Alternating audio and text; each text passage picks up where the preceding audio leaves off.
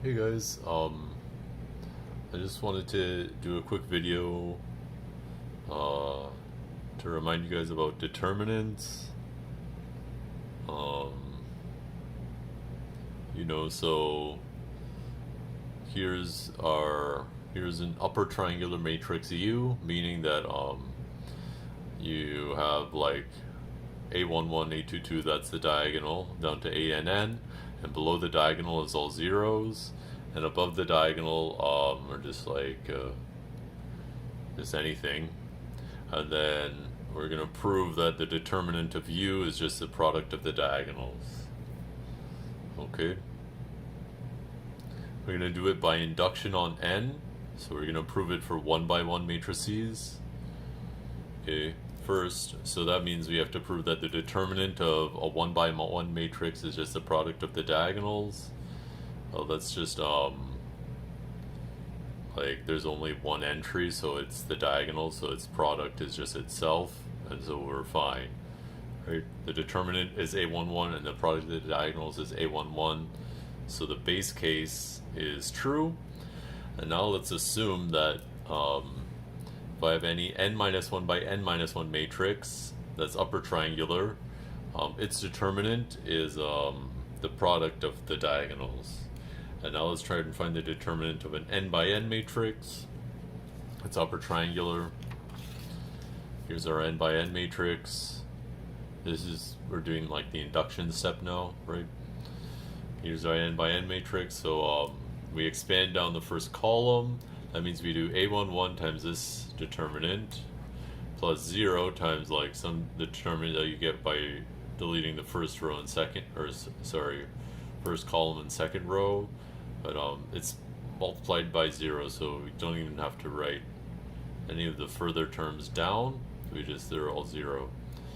Okay, so the determinant of this upper triangular is just A11 times the determinant of this thing, which is also upper triangular, and it is an n minus 1 by n minus 1 matrix.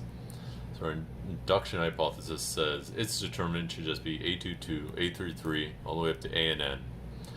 And the determinant of our original n by n is just A11 times that. In other words, it's the product of all the diagonals of the original upper triangular matrix, and we are done. Okay, and let's see how that lets us prove that like this problem from question 1. Well, let's assume like both A and C are invertible. Okay, and let's just multiply out these three matrices. And the point is that we want to see when you multiply them out, you get the matrix A, B, 0, C. Okay, and just know that when I'm multiplying them out, these are block matrices. This upper block, and they're all of the same dimensions. We have an m by n matrix A, m by n over here, n by m, and n by n. And again, here's the m by m identity, an m by n matrix, A inverse B, C inverse, a n by m, zeros, and so on, right? And they all split up like that. I guess if, I should put like a little subscript n, subscript m,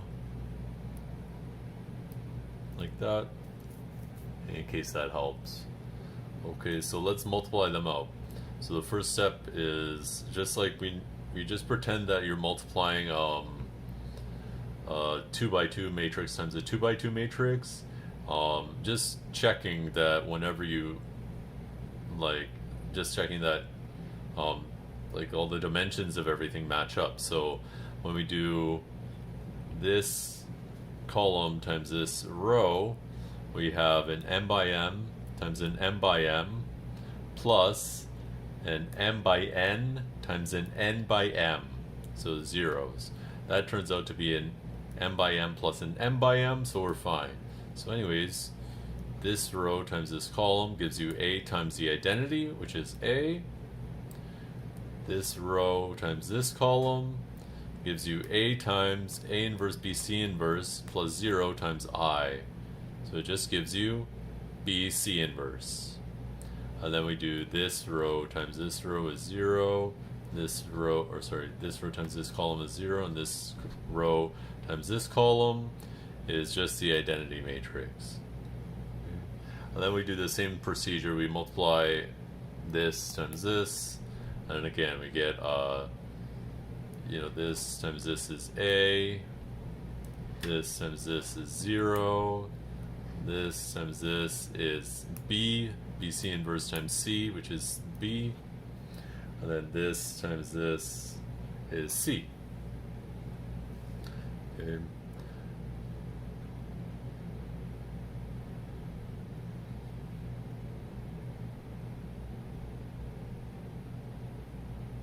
Okay. And now,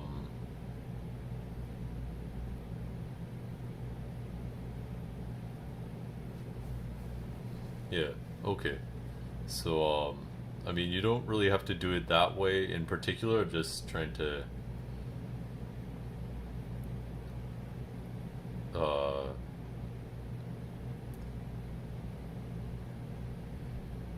give you some helpful ideas if I can. Okay, thanks for watching.